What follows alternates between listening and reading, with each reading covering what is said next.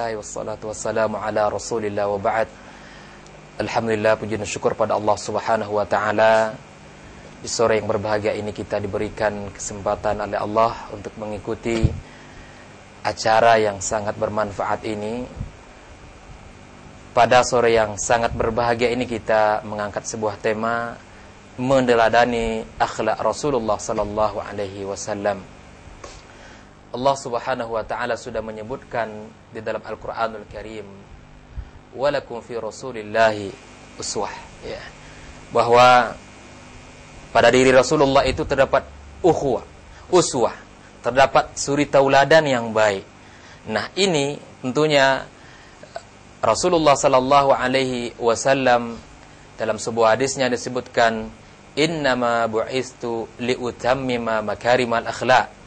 Sesungguhnya aku diutus oleh Allah untuk menyempurnakan akhlak manusia.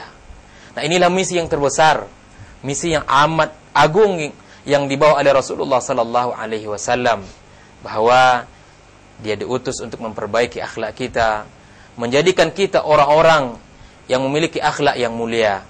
Banyak hadis-hadis Rasulullah sallallahu alaihi wasallam yang menyatakan, yang menguatkan kita betapa pentingnya kita untuk memiliki akhlak yang mulia. Rasulullah sallallahu alaihi wasallam mengatakan dalam sebuah hadisnya, "Innal mu'min la yudrik bihusnil khuluq darajat as-saimul qa'im." Nah, seorang mukmin akan mencapai dengan akhlak yang mulia, dengan akhlak yang baik itu darajah, tingkatan al-saimul qa'im, orang yang berpuasa dan orang yang mendirikan puasa itu dengan baik. Luar biasa betapa orang yang memiliki akhlak yang mulia itu mencapai tingkatan-tingkatan yang sangat tinggi, yaitu orang yang berpuasa dan orang yang mendirikan puasa dengan ibadah. Dalam hadis lain Rasulullah sallallahu alaihi wasallam menguatkan kepada kita, "Ma min syai'in athqalu fi mizanil mu'min atau fi mizanil 'abdi yaumal qiyamati min khuluqin hasan." Tidak ada yang paling memberatkan di dalam timbangan seorang hamba nanti di hari kiamat daripada akhlak yang mulia. Dan ini telah dicontohkan oleh Rasulullah sallallahu alaihi wasallam. Dikenang oleh seorang sahabat, bagaimana Rasulullah sallallahu alaihi wasallam ahsanun nasi khuluqan wa khalqan. Bahwa Rasul itu merupakan manusia yang paling baik, manusia yang paling sempurna, khuluqan, akhlaknya, wa khalqan, dan ciptaannya. Nah, sangat menarik sebetulnya.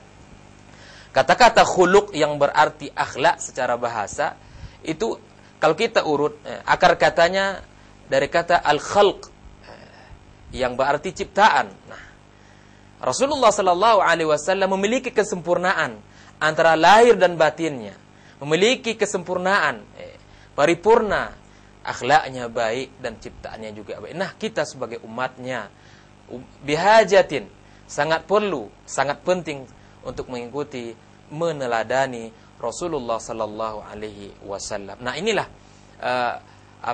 bagaimana kita sebagai seorang muslim dan muslimah mengaku umat Rasulullah sallallahu alaihi wasallam, beriman kepada Allah, beriman kepada Muhammad sebagai utusan Allah Subhanahu wa taala. Kita wajib meneladani, mengikuti uswah yang telah dicontohkan oleh Rasulullah sallallahu alaihi wasallam. Rasulullah sallallahu alaihi wasallam ketika dia meninggal, itu kota Madinah itu bising, ribut. Apakah Rasulullah betul-betul meninggal atau tidak? Kemudian para sahabat, mungkin kita ingat cerita Umar yang siapa yang mengatakan Muhammad itu meninggal, maka saya akan selesaikan gitu. Maka datanglah Abu Bakar dengan hakim, dengan bijaksana, dia mengatakan, "Man kana ya'budullah fa innallaha baqi."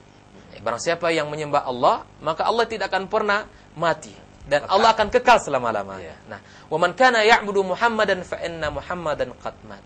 Barang siapa yang menyembah dan mengimani Rasulullah Muhammad, sesungguhnya dia Muhammad telah meninggal. Nah, barulah para sahabat yang lain tenang dan bisa menerima kondisi seperti itu. Nah, ada sebuah kisah yang sangat menarik tentang akhlak Rasulullah ini. setelah beberapa lama meninggal Rasulullah, ada seorang badui datang kepada Umar bin Khattab radhiyallahu anhu bertanya, "Wahai Umar, ceritakanlah kepadaku bagaimana akhlak Rasulullah sallallahu alaihi wasallam." Lalu Umar hanya bisa menangis, memberikan jawaban dengan tangisan, dengan linangan air mata. Setelah itu Umar hanya meminta untuk datang kepada Bilal. Datang, orang Badui tadi datang kepada Bilal menanyakan dengan pertanyaan yang sama.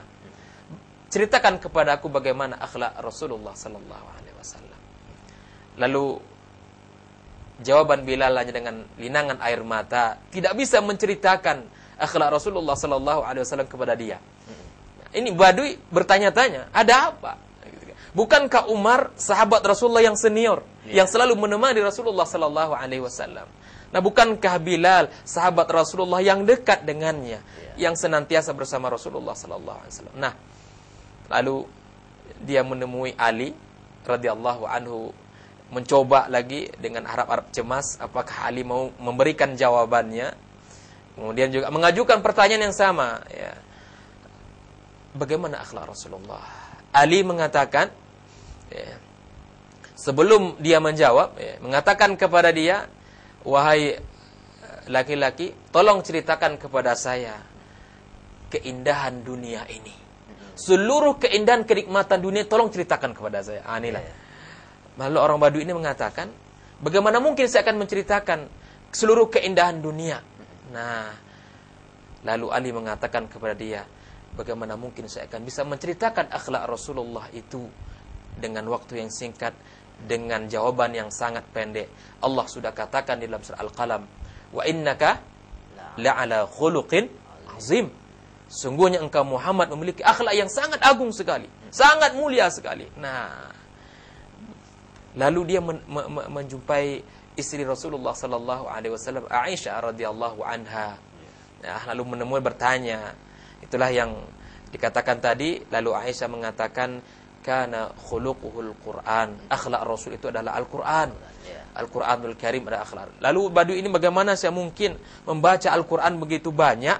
Nah, Aisyah menyuruh dia membaca salah satu firman Allah Subhanahu wa taala, surah Al-Mu'minun, yang diawali 1 sampai 11, qad aflahal mu'minun alladzina fi salatihim khashi'un. Nah, terus seterusnya. Lalu diceritakanlah bahwa diingatkan kana khuluquhul Quran, bahwa akhlak Rasulullah, bahkan Allah ungkapkan dalam sebuah firman-Nya, ya, saqil, ya, sifat Al-Quran itu saqilah, berat gitu kan. Nah, begitu juga Allah menyuruh kepada Yahya, ya Yahya khudhil kitaba biquwwah, ambillah Al-Quran ini dengan quwwah, jiddiyah. Agama ini perlu dengan kesungguhan, perlu dengan kekuatan, jiddiyah, perlu keseriusan. Nah, agama, ya, tentu harus disampaikan pula dengan baik, dengan tuntutannya, tidak disendaguraukan atau tidak buat cerita-cerita begitu saja yang akan terkenang oleh orang. Itu ceritanya saja. Bahkan kalamullah dan hadis Rasulullah itu akan tersingkirkan. Hebat Ustaz itu, dia hebat sekali katanya. Apa pandai kita buat perut kita sakit ketawa. Ini tuntutan tingkatan hebat Ustaz itu adalah pada pandainya seseorang membuat orang ketawa. Ini bukan.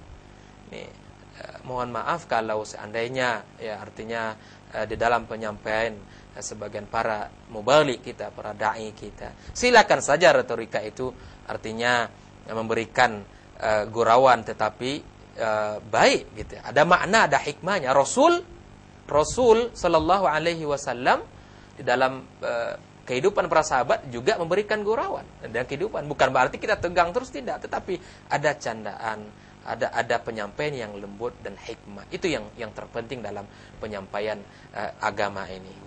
Ya. Terima kasih Kak Zaki. Betapa bahagianya bertemu Nabi, betapa